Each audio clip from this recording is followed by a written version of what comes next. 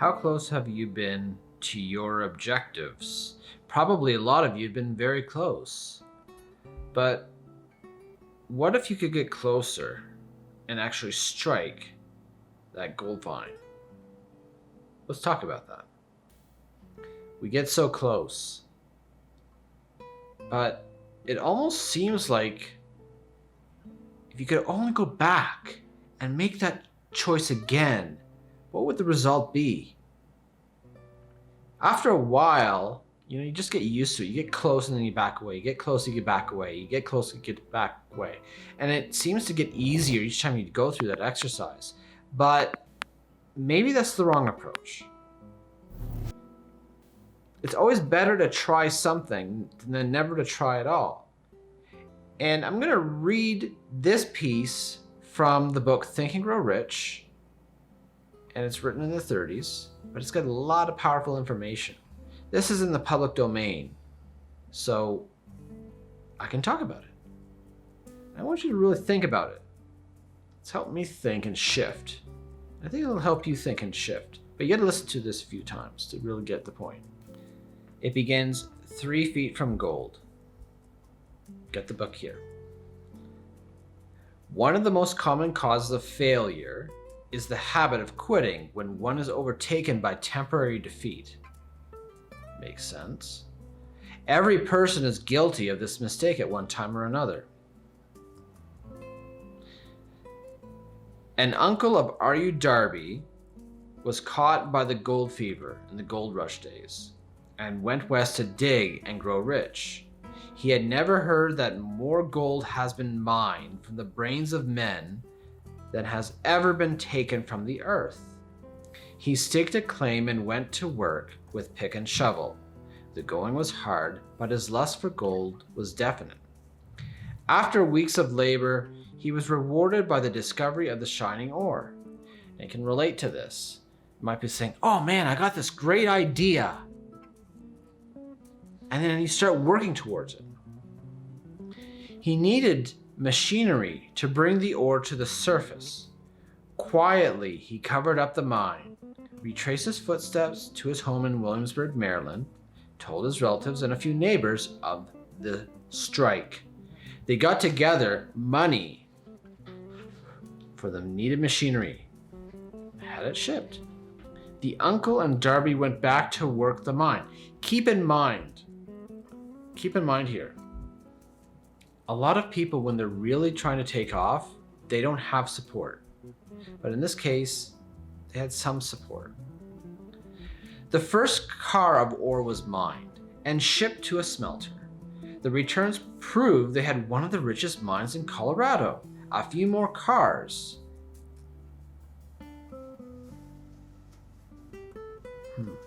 A few more cars. It's like, if only I could do this. If only I could do that.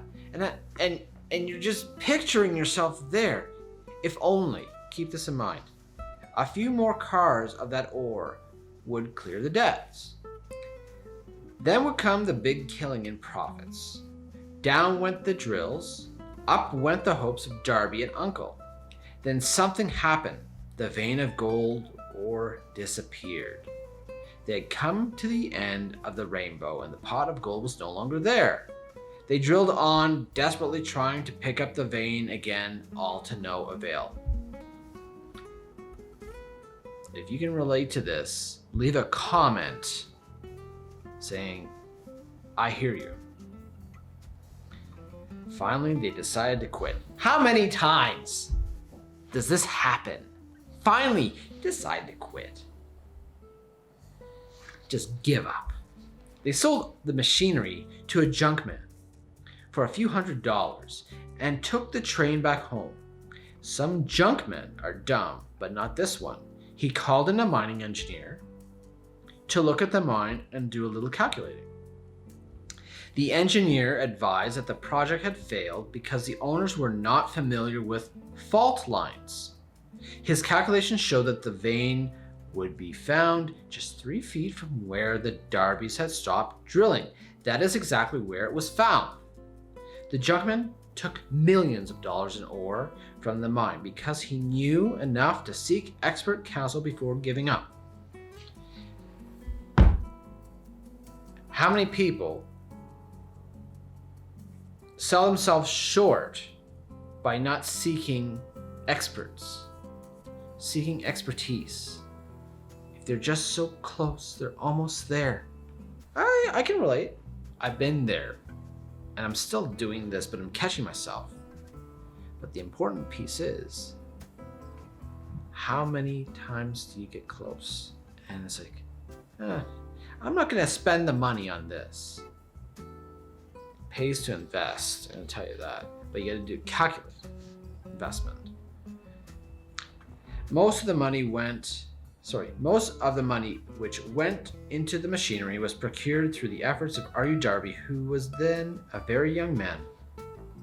The money came from his relatives and neighbors because of their faith in him. He paid back every dollar of it, although he was years in doing so. Keep in mind, when you get the money from someone or some place, generally you got to pay back with interest. Long afterward, Mr. Darby recouped his loss many times over when he made the discovery that desire can be transmuted into gold. The discovery came after he went into the business of selling life insurance. Remembering that he lost a huge fortune because he stopped 3 feet from gold, Darby profited by the experience in his chosen work by the simple method of saying to himself, I stopped 3 feet from gold, but I will never stop because men say no when I ask them to buy insurance. You can relate this to different things, different needs, different wants of people. It's not just insurance, but it can be anything. It could be phones, could be, health, could be anything that you really want. There's plenty of resources, plenty of demand, but you just got to find it. Darby is one of a small group of fewer than 50 men who sell more than $1 million in life insurance annually.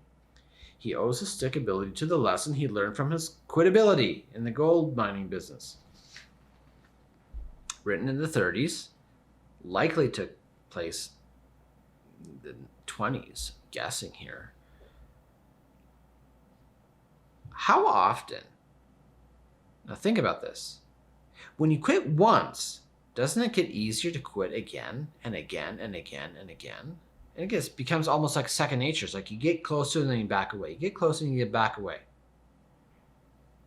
We've got to get into the habit of not doing that. Why? Because if it's something we really want, why would you back away? It doesn't make any sense. Does it make sense if it's something that you really want and you back away? It's like, I'm not worth it.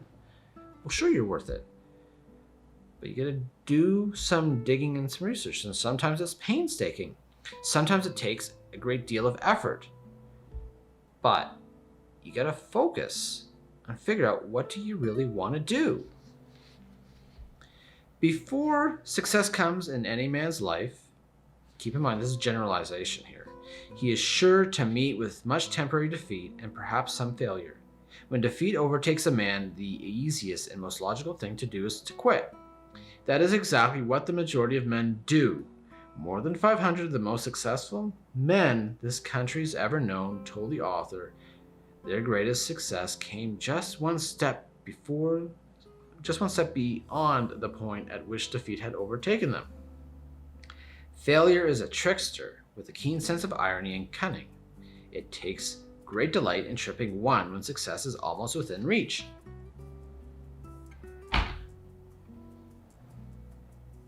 This got me thinking to a few things that I've done in the past that I got so close. And it's like, if I could have done this, or if I could have done that, I just gave up. I just didn't do it. Why? I don't know. You start getting habit. Well, I don't know. And you use ignorance, not knowing, as a reason. We gotta stop doing that. We gotta stop doing this. We gotta stop playing these games with ourselves, these mind games. Who cares what other people think? Do they try? If it's something they really want and they're successful, they're doing really well, not just financially, but relationships, with their health, they're going places. They're feeling better. They're doing something. They're feeling more accomplished. They're feeling better. They're growing individually. But if they're not going anywhere, if they're getting really small results or they're getting no results and they're just bickering, why would you want to listen to somebody like that? If you connect with people that aren't really going anywhere,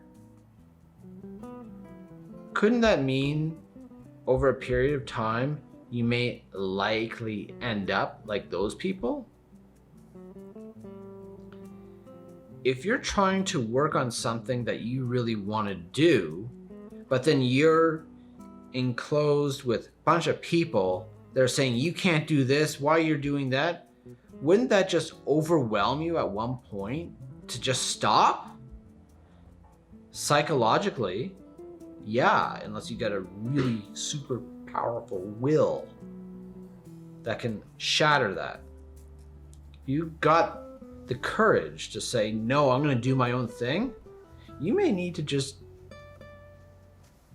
spend less time with those folks and start moving towards where you want to be. You got to set a plan. But it all begins with the first step. Trying, and something's not working out, you get back up and you try again. What do the Olympians do? What do the champions do in any sporting event, in science as well? If we couldn't fly at one point with the Wright brothers, what do you think they would have done? They would have gone back up and work on it again. It happened with the automobile. Henry Ford. Good examples. I bet you if you can look at most people, they would have likely failed thousands of times at something and then become successful at one thing. And then they say, man, that's the thing I'm going to work on. Think about that. So how does this relate to you? If you are in a position where you're always quitting and you catch yourself, try something a little bit different and not quit. You got to choose it though. And this is something you got to do. You got to have ownership in this. Everyone's got to have ownership in something that they're working on. Just don't blame somebody else. If you try it and you fail, have the courage to own it, forgive yourself, and then make a slight adjustment or do something different. You gotta try something in order to get somewhere. It's not an easy road. You gotta put the time in, you gotta take some risk, you gotta do your research, and then you make a decision. And then you just go with it. Work on making 1 or 2 changes at the most if things are not going according to plan. And then just try again. Try a different approach. You could find many books and many people that talk about this. It's not just me. Go look it up. You've got plenty of people. You've got plenty of videos. You can do your own research. Look at the people that are the most successful. Look at the people that are the least successful. Most of them are in the habit of trying. They do things. They figure it out. And if they don't, they get back up and go. And that's all there's to it. And that's the whole point.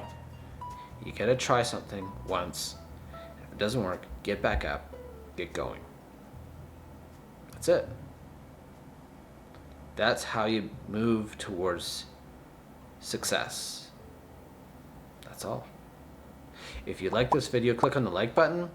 If you want to see more of this content, hit the subscribe button. Turn on notifications. And I hope to see you next time, because we've got some more crafty things coming down the pipe. Stay tuned.